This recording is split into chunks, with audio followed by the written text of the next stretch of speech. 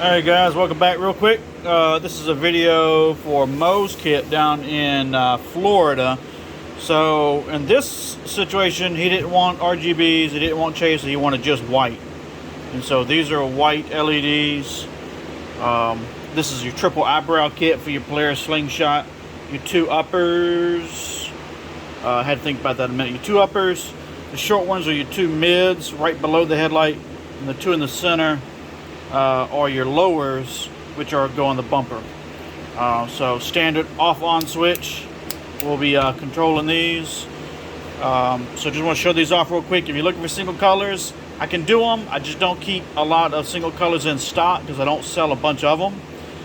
So it usually takes a day or two to get that material in, get it overnighted from my vendor, and usually can start on it, next day or so, depending on how many orders I've got. But as you can see, really nice, really bright.